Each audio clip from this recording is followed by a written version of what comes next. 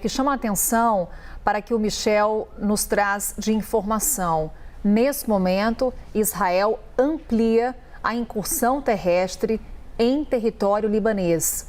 Até onde, Américo, e quando deve ir essa fase da operação por terra? Carol, é muito possível que essa operação se estenda por um longo prazo. Vamos falar aqui do impacto que isso está tendo na população civil do Líbano, que não tem nada a ver com esse conflito. Nós temos mais de 1 milhão de civis libaneses que já foram deslocados. Muita gente dormindo nas ruas, sem nenhum abrigo, por exemplo, na capital, Beirute. Esta capital que começa a ser atacada, inclusive, fora de redutos aonde o Hezbollah domina, como acabou de dizer o Michel Gavendo lá em Israel. Então, Israel começa a bombardear outras posições que não estão diretamente relacionadas ao Hezbollah. A sensação no Líbano é que não existe mais nenhum lugar seguro contra esses ataques do governo e das forças de defesa de Israel.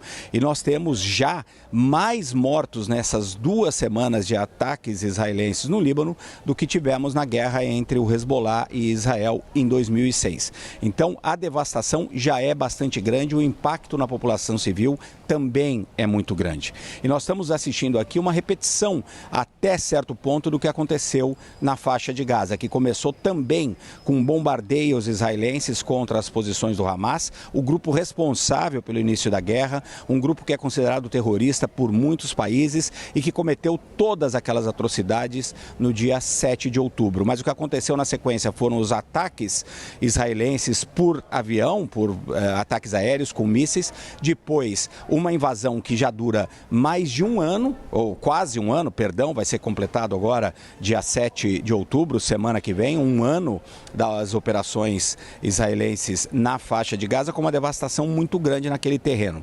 É possível que uma parte do Líbano passe por uma devastação similar. Por quê?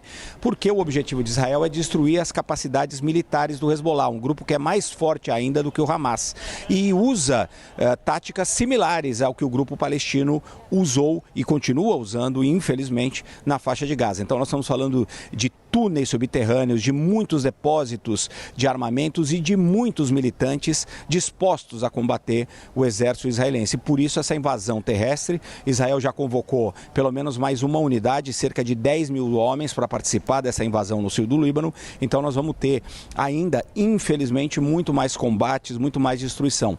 E o Hezbollah já se engajou com o exército israelense. A gente está falando de uma guerra que pode levar a ainda mais mortos. O exército de Israel já confirmou, inclusive, que 8 soldados morreram em combates com o Hezbollah. O Hezbollah que é muito mais efetivo combatendo no solo do que tentando resistir aos bombardeios aéreos israelenses. Então nós estamos falando aqui numa possibilidade de um conflito que se estenda com ainda mais mortes dos dois lados.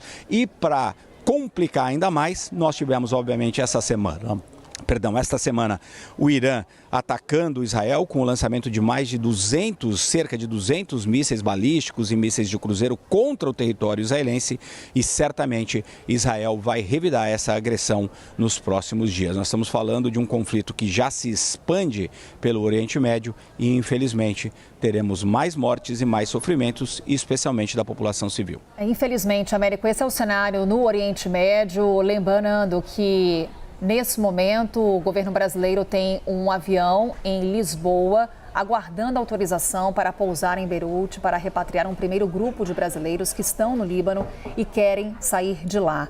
A gente também monitora nesse momento a situação da comunidade brasileira. Estamos falando aí de cerca de 21 mil brasileiros que estão no Líbano, alguns já manifestando esse interesse para deixar a região.